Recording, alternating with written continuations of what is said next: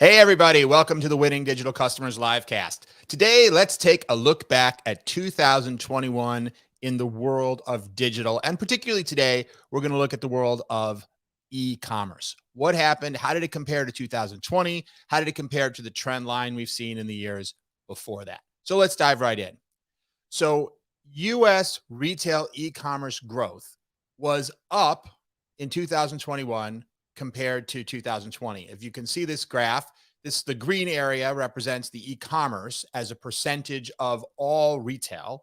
We can see that retail is up quite a bit for the year, and e-commerce is up as well from $800 billion of e-commerce in the United States, and this is based on data from eMarketer, to $900 billion in e-commerce in the United States. And that is a growth rate of about 16.1%. So 16.1% more e-commerce done in 2021 compared to 2020. Certainly a healthy growth rate. Compared to last year's growth rate, however, it's a substantial slowing of the growth. So we're still growing. However, the growth rate between 2019 and 2020 of e-commerce was 32.4%. When we went from 0.5 trillion or $500 billion in e-commerce in the United States to 800 trillion. Naturally, this was massively impacted by COVID. Clearly, one of the most causal components to the acceleration of the adoption of e-commerce in a wide range of different categories, from grocery to delivered food to all the things that we would normally go to a store for: home goods, consumer electronics, apparel, et cetera, et cetera. People were not shopping in stores nearly as much. They were instead shopping online, and we saw that growth. What is, I think, a good sign for those in e-commerce is that even as the world variably throughout the year, or I should say the country, since these are US numbers, variably throughout the year, was going back to stores, was feeling more comfortable shopping in person if they wanted to, not only was that growth retained, but we saw another 16% growth, which was actually more than the growth we saw between 2018 and 2019, for example. So we've returned to normal growth rates on top of the growth that was accelerated during 2020, presumably mostly as a result of COVID.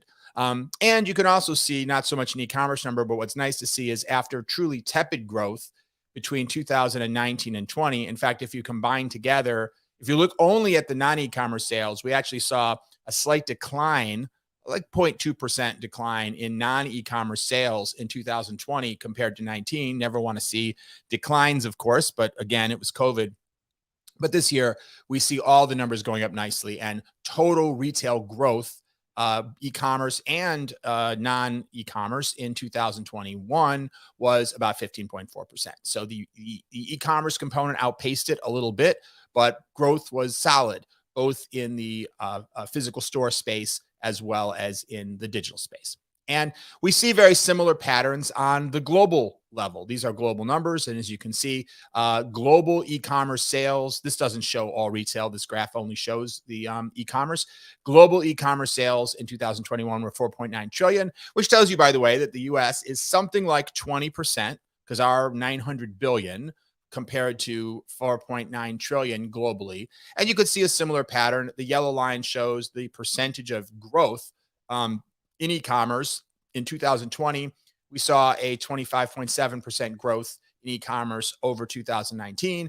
And in 2021, we have a 16.8% growth. So last year, we didn't necessarily, 2020, see quite as big a peak.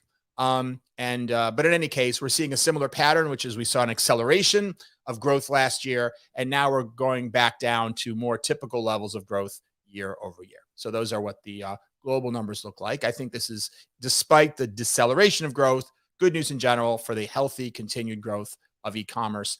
And of course, as we look at the issue of digital versus in store, one of the things we're seeing more and more is that these two things are coming together, and omni-channel retailing is getting to the point where it becomes more and more difficult to even separate the in-store commerce from the online commerce as a result of things like order online, pickup in store, or order online, curbside pickup, which, of course, again, no doubt, due to the forcing factor of COVID, accelerated greatly in 2020 and 21. You can see here, this chart is showing us the growth from January of 20 through August of 2021 in curbside pickup.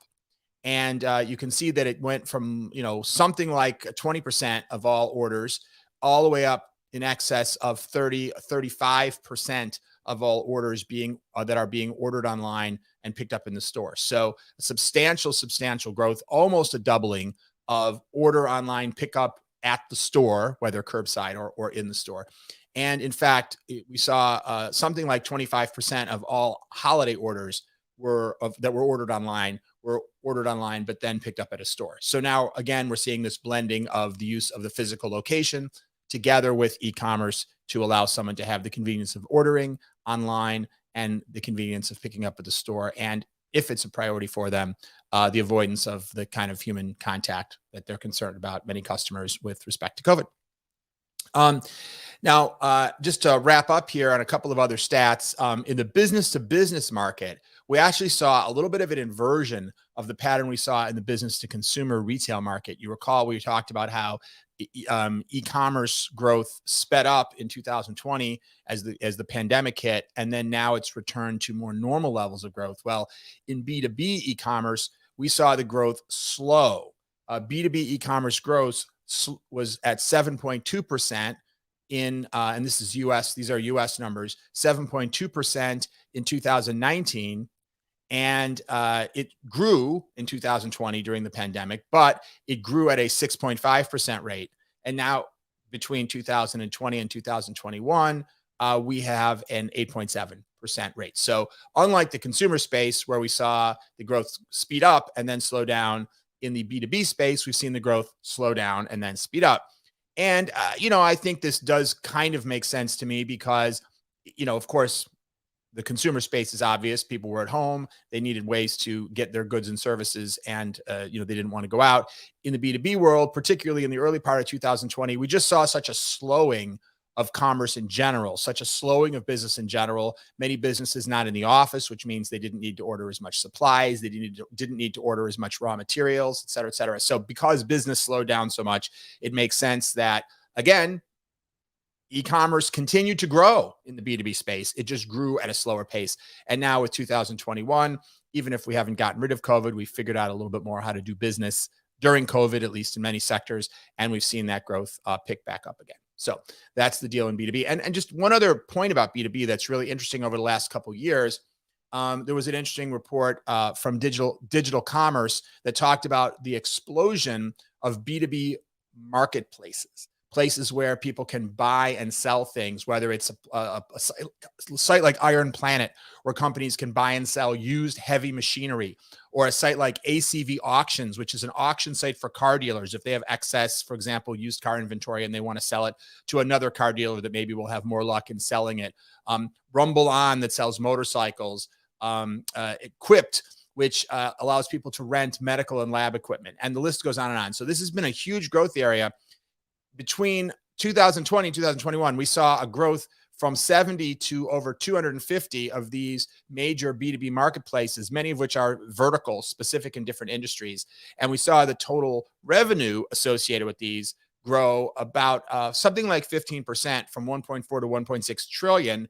And of course, that's a much lower revenue growth rate than the number of marketplaces which have proliferated. But it may be a trend. I would guess as we look at 2022, we're going to see this revenue shoot up much, much more. I think a lot of these marketplaces were new. They were getting themselves established just in the last couple of years.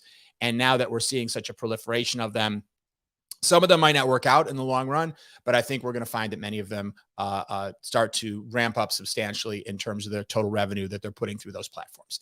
So that was a quick survey of some key numbers for the look back at 2021. I think times are still good for sure, both for B2C and B2B e-commerce. But I think it's just interesting to see the trends and the impact that COVID seems to be having on it and what that means as we look forward to 2022. So hopefully those numbers are helpful and will be useful in your own digital planning.